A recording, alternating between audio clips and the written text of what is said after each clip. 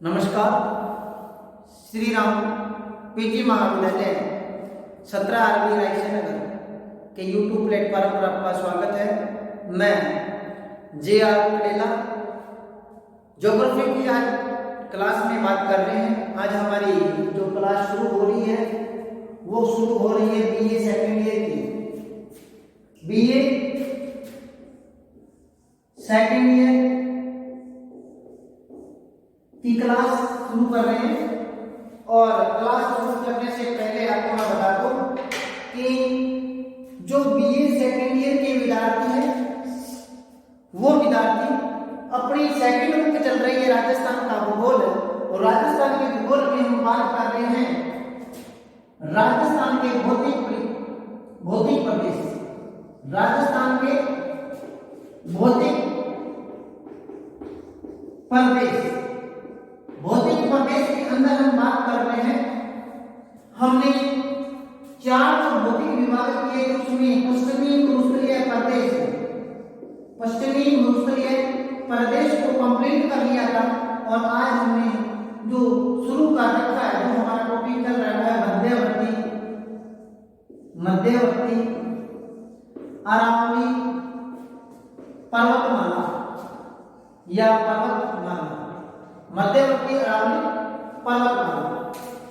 देखिए, मध्यवर्ती अरावली पर्वतीय जो प्रदेश है उसके बारे में हम विस्तार से चर्चा करेंगे आज। तो बच्चों, आप हेडिंग लिखा लीजिए राजस्थान का भौतिक प्रदेश। दूसरा जो है जिसका नाम है मध्यवर्ती अरावली प्रदेश।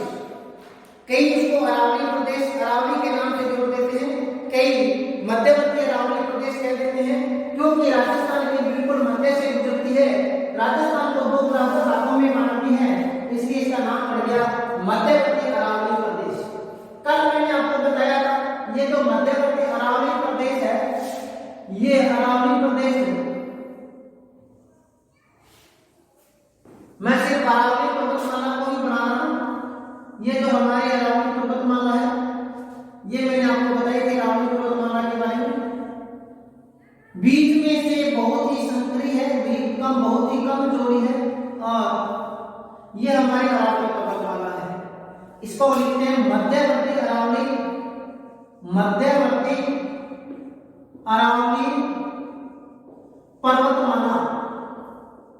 पर्वतमाला। देखिए, कल हमने इसकी इंट्रोडक्शन के बारे में बात कर ली थी। थोड़ा आज मैं फिर बता देता हूं कि जो मध्यवर्ती अरावली प्रदेश है ये गोंडवाना लैंड का अवशेष है। किसका अवशेष है? गोंडवाना लैंड का। ये मध्यवर्ती अरावली प्रदेश है, गोंडवाना लैंड का अवशेष है। प्री कैम्ब्रियन काल के अंदर इसका निर्माण हुआ था। प्री कैम्ब्रियन काल के अंदर इसका निर्माण हुआ था, और वर्तमान में इसका जो मूल रूप है वो नष्ट हो चुका है।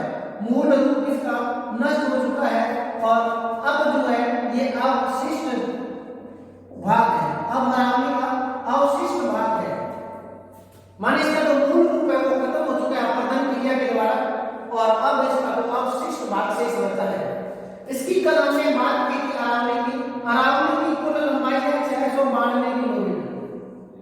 अरावली की कुल लंबाई है 692 किलोमीटर। इसकी शुरुआत होती है गुजरात में। इसकी जो शुरुआत है वो गुजरात में पालनपुर से होती है, और इसका जो अंतिम स्थान है वो दिल्ली के पास है रायसीना पहाड़ी। रायसीना की पहाड़ी के बारे में मैंने आपको कल फिर बताया था कि इधर रायसीना पहाड़ी, यहाँ पे दिल्ली में है रायसीना पहाड़ी, जिसपे राष्ट्रपति भवन बना हुआ है।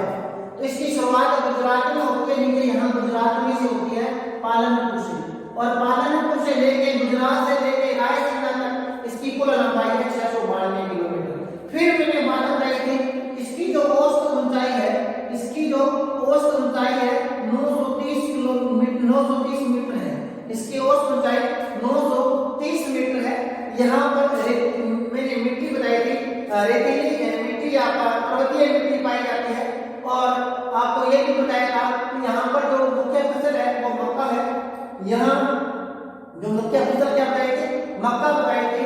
ये जो मैंने आपको कल बताई थी कि राजस्थान के क्षेत्रफल का 9% भाग आता है, राजस्थान के कुल क्षेत्रफल का अरावली पर्वत के भाग में 9% आता है, जबकि राजस्थान की कुल जनसंख्या का 10% इस भाग पर निवास करता है।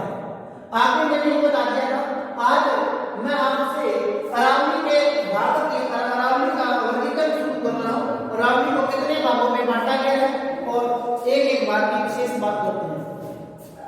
देखिए, अरावली का हमने कल इंट्रोडक्शन किया था और इंट्रोडक्शन के बाद आज हम बात कर रहे हैं अरावली के विभाग। अरावली का कितने भागों में बांटा गया अरावली को? सबसे पहले बता दूं कि अरावली का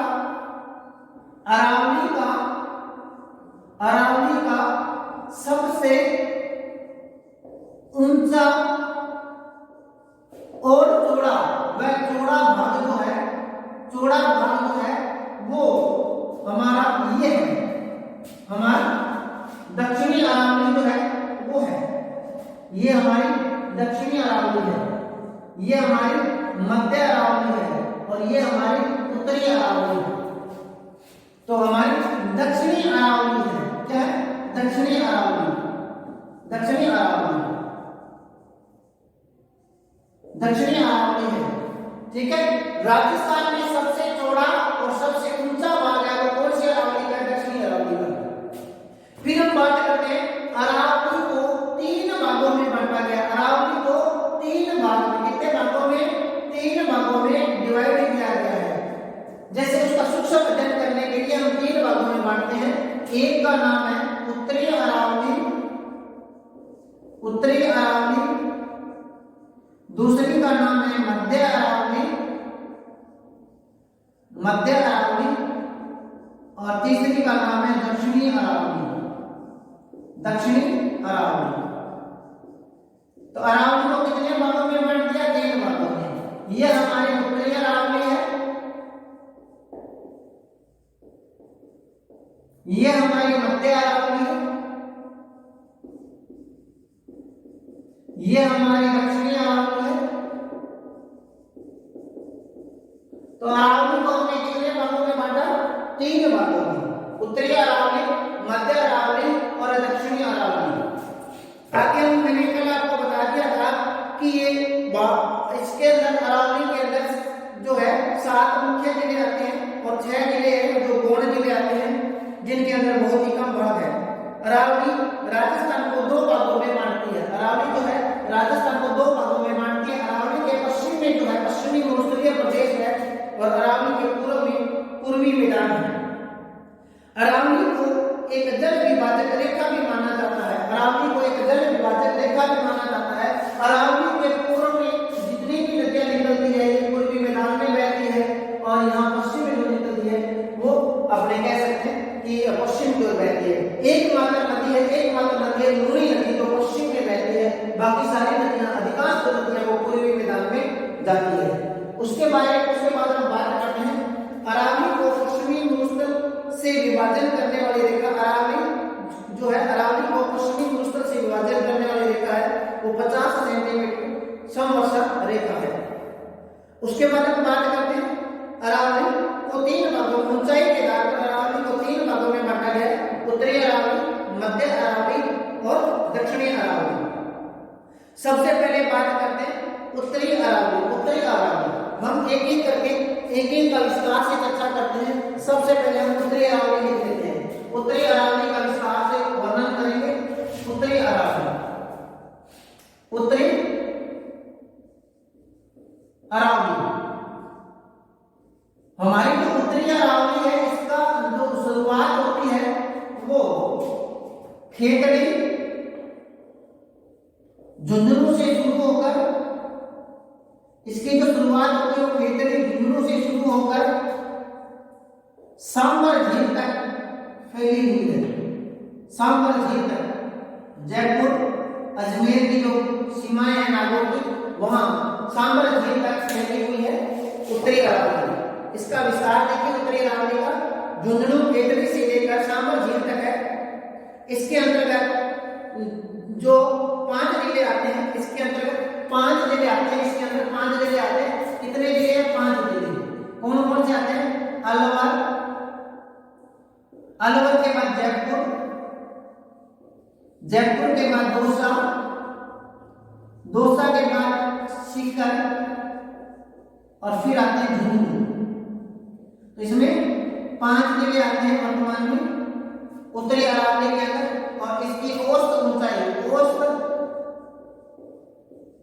ऊंचाई जो है वो 450 मीटर है, 450 मीटर।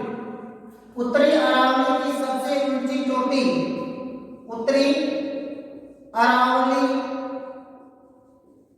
की सबसे ऊंची चोटी, सबसे ऊंची चोटी रघुनाथगढ़ है। रघुनाथगढ़ सीकर में है।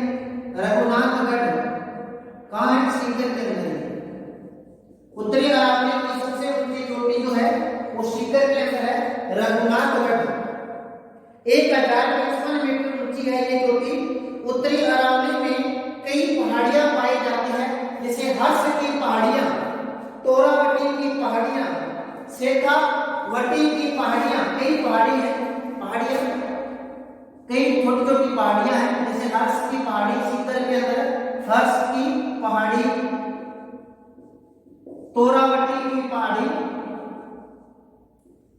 तोरावटी की पहाड़ी,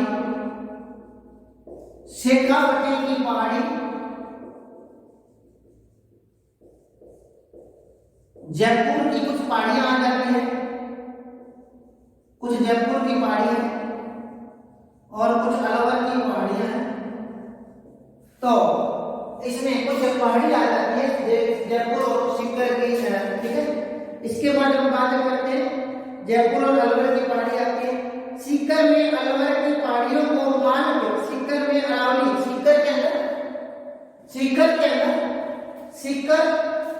सीकर जिला है,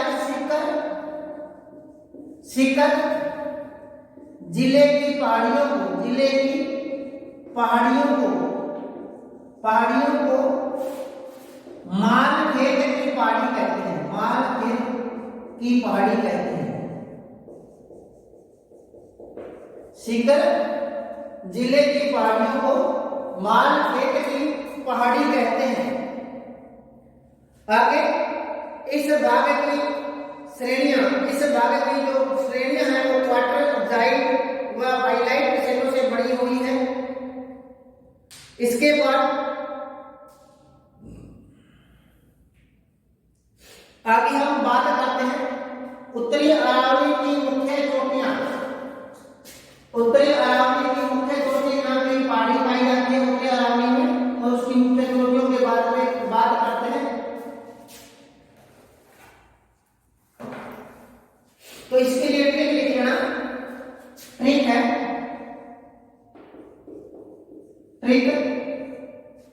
ट्रिक में क्या आएगा? देखिए एक ट्रिक लिखवाऊंगा, सारी उत्तरी अरावली की जितनी भी चोटियां हैं सारी की सारी याद रहेगी।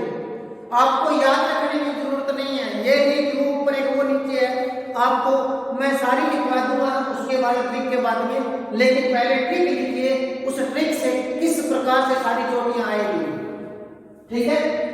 क्या लिखोगे आप? रघु खो गया भीड़ में, रघु खो गया कहां खो गया? भीड़ में, भीड़ में बाई बिलाई, बाई रघु खो गया भीड़ में बाई बिलाई, मनोहर बेटा, ठीक है, मनोहर बेटा बाना मार के। इसका कोई भाई और होगा, मनोहर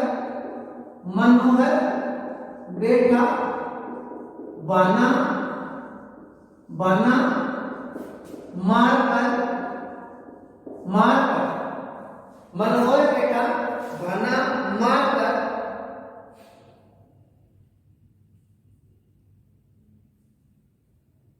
मारा,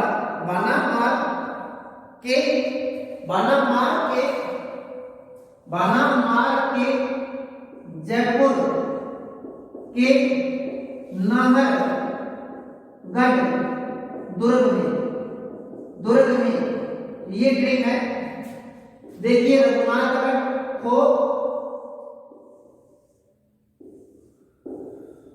ठीक है, इनके अपने 26 ड्रिंक निकाले थे। देखिए सबसे पहले ये अपने ट्रिक याद रखिए, बार बार इसको आप पढ़ोगे। रघु खो गया भीड़ में, बाई बिलाई। देखिए एक कोई रघु नाम का व्यक्ति है जो कहीं घूमने के लिए गया था और भीड़ में खो गया। रघु के साथ रघु की बहन थी और रघु और मनोहर दो भाई थे। रघु खो गया भीड़ में, इसकी जो बाई है वो बिलाई मैंने वही जोर से किसको पुकारा, मनोहर को पुकारा। और मनोहर बेटा बाना मारकर, कहाँ मारकर बेटा बाना, मनोहर जो जयपुर के नाहरगढ़ दुर्ग में, ये नाहरगढ़ दुर्ग को देखने के लिए जाना था, इसने बाना मारकर और ये जयपुर के नाहरगढ़ दुर्ग में चला गया। रघु हो गया भीड़ में, बाई मिलाई। तो सबसे पहले बात करते हैं, अब मैं इनका एक एक नाम बताता हूँ। रघु से बढ़ेगा रघुनाथगढ़, रघु से बढ़ेगा रघुनाथगढ़, खो से बढ़ेगा खो कहाँ की है, जयपुर की सबसे ऊंची, जयपुर की चोटी है खो, और रघुनाथगढ़ सीकर की है। फिर आएगा भीड़ का अंतर, भीड़ से बनेगा बारोच, ठीक है। उसके बाद में बारोच जो है वो अलवर की चोटी है। उसके बाद बाई से बनेगा बबाई, बाई जयपुर की है। उसके बाद है बिलाई चोटी है, बिलाली चोटी अलवर की है। फिर मनोहरपुरा से बनेगा मनोहरपुरा। बेटा माने विराट, जयपुर की चोटी है विराट, बेटा माने ठीक है विराट। बाना माने भानगढ़, ठीक है। और जयपुर से बनेगा जयगढ़। आप जयपुर मत लिखो, जयगढ़ के नाहरगढ़, जयगढ़ और नाहरगढ़ ये दो है, दो चोटियां हैं जयपुर में। नाहरगढ़ जो है आपने देखी होगी, नाहरगढ़ चोटी जो है। तो देखिए ये इतनी बाकी है, ठीक है। इनको अपने लिख लेते हैं, या आप ऐसा याद रखना, उत्तरी अरावली की प्रमुख चोटियां कौन सी है। रघुनाथगढ़, खो के बाद में बुराज, बबाई, उसके बाद में बबाई के बाद में बिलाली, मनोहरपुरा, बेराट, बानगढ़, जयगढ़ और नाहरगढ़। ये सारी की सारी है चोटियां। तो सबसे पहले रघुनाथगढ़ यहाँ मिलेगी आपको, रघुनाथगढ़ यहाँ पर है, और आपकी नाहरगढ़ यहाँ पर है, उसके बाद में बेराट जो है, बेराट यहाँ पर है, बेराट, ठीक है। उसके बाद में नाहर, ठीक है। उसके बाद में ये 3-4 चोटियां जयपुर में है लगातार, और कुछ इधर है अलवर साइड में, ठीक है। तो आपको ये चोटियां याद रखनी है। तो मैं और फिर लिख देता हूँ एक बार फिर से, मुख्य चोटियां कौन सी है। देखिए नाहरगढ़, सबसे पहले हम देखते हैं रघुनाथगढ़ है, वो उत्तरी अरावली की सबसे ऊंची चोटी है, 1055 मीटर, और है कहाँ, ये सीकर में है। कहां पर है, सीकर में। दूसरी हम बात करते हैं खो कहां पर है, जयपुर में। खो कहां पर है, जयपुर में। उसके बाद में है बोराज, अलवर की है। उसके बाद में बबाई, उसके बाद में बिलाली, उसके बाद में मनोहरपुरा, उसके बाद में सातवां बेराट, जयपुर की है, बेराट है। फिर उसके बाद में बानगढ़ के बाद में जयगढ़ के बाद में नाहरगढ़, जयपुर में। आप जयपुर जो मैं जो अपने कह सकते हैं बस स्टैंड वगैरह है, तो यहाँ ऊंचाई में देखते हैं तो ऊपर हमें एक दुर्ग दिखाई देता है जिसे नाहरगढ़ दुर्ग कहते हैं, और नाहरगढ़ दुर्ग जो है वो नाहरगढ़ की चोटी पर बना हुआ है। तो सबसे पहले ये हमारे उत्तरी अरावली की प्रमुख चोटियां हैं। आगे हम बात करते हैं दक्षिणी अरावली। दक्षिणी अरावली तो ये हमारा उत्तरी अरावली था, उत्तरी अरावली की प्रमुख चोटियां होगी। इसके बाद हम बात करते हैं दक्षिणी अरावली, सॉरी मध्य अरावली। मध्य अरावली की बात करेंगे हम 2 नंबर में। मध्य अरावली,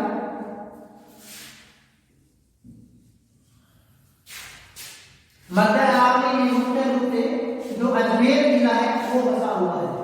मध्य अरावली के अंदर मुख्य रूप से अजमेर जो जिला है वो बसा हुआ है। मध्य अरावली, मध्य अरावली हम लिख देते हैं मध्य अरावली, मध्य अरावली, मध्य अरावली।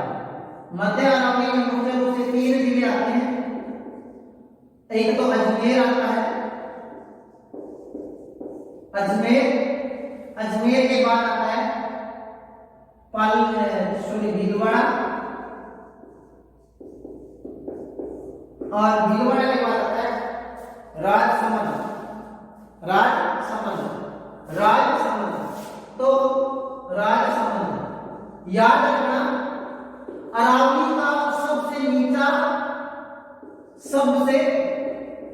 नीचा जो भाग है, सबसे कम चौड़ा जो भाग है, कम चौड़ा वो मध्य अरावली का है।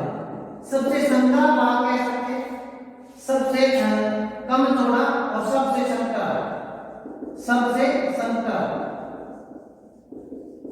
संकरा जो होता है वो भाग है, वो मध्य अरावली का है। मध्य अरावली जो है वो सांबर झील से लेकर देवगढ़ राजसमंद तक, सांबर झील से शुरू होती है। इसका विस्तार जो है, सांबर झील से शुरू होकर सांबर झील टू देवगढ़, देवगढ़ कहां पर है? राजसमंद में। तो देवगढ़ राजसमंद तक ये फैली हुई है, इसे मध्य अरावली कहते हैं। तो ये देखिए सबसे नीचा। उसके बाद अरावली का सबसे चिपड़ा हुआ भाग है या विखंडित भाग है, इसकी औसत ऊंचाई जो है वो 700 मीटर है, 700 मीटर है, और इसकी औसत ऊंचाई 700 मीटर है। औसत ऊंचाई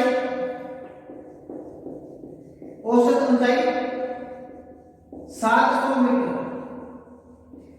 यहां पर सबसे ऊंची चोटी मध्य अरावली की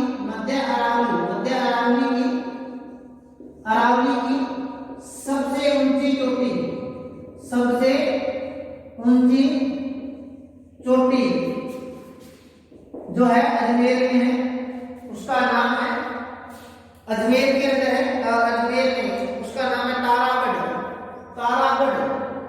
नाग पहाड़ का है तारागढ़ चोटी है ये सबसे ऊंची, 800 के आसपास, 800 मीटर, 804 के आसपास है, 873 मीटर है, 873 मीटर है अजमेर में तारागढ़, मध्य अरावली की सबसे ऊंची चोटी। उसके बाद में कई चोटियां और है, माराई झील, तारागढ़ और नाग पहाड़। माराई झील को हम तोड़गढ़ चोटी कहते हैं, 933 मीटर है, लेकिन ये शामिल नहीं की जाती। और मध्य अरावली की सबसे ऊंची चोटी जो है वो तारागढ़ है, 873 किलोमीटर, 873 मीटर। उसके बाद नाग पहाड़ है, नाग पहाड़ की आकृति सर्पिलाकार होने के कारण इसे नाग पहाड़ कहा गया है। इस चोटी, इस पर्वतीय भाग की आकृति जो अधिक सर्पिलाकार है और 795 मीटर ऊंची है। अरावली के दर्रों को स्थानीय भाषा में नाल कहते हैं, अरावली के दर्रों को स्थानीय भाषा में नाल कहते हैं, और मध्यवर्ती जो अरावली है यह नाल के लिए प्रसिद्ध है। सर्वाधिक जो नाल है वो मध्य अरावली में पाई जाती है। इसके बाद हम बात करते हैं, देखिए एक अजमेर और एक व्यावर। अजमेर की नाल और व्यावर की नाल प्रसिद्ध है, अजमेर और व्यावर की नाल प्रसिद्ध है। व्यावर की नाल अगर बात करें, ठीक है, व्यावर की नाल है, तो व्यावर की नाल देखिए, व्यावर की नाल साफ कर लेते हैं इसको। व्यावर की नाल तो सीधा लिख लेना, व्यावर की नाल है, उसमें वर की नाल, शिवपुरा की नाल, परवेरिया की नाल, सूरा घाट की नाल है, और अजमेर की नाल में पुष्कर घाट की नाल, पुष्कर की नाल, स्वरूप घाट की नाल और पिपली की नाल है। इसके बाद में पाली की नाल है, कहीं हाथीपुरा की नाल है, जीवड़ा की नाल है, ठीक है, और एक देशूर की नाल जो है वो राजसमंद में है। आज का तो हमारा टाइम खत्म होता है, कल हम मध्य अरावली की बात, नाल तो अभी मैंने बताया, नाल और जो दर्रे हैं उनके बारे में विस्तार से बात करेंगे। कल हम दक्षिणी अरावली की बात करेंगे। तब तक के लिए धन्यवाद।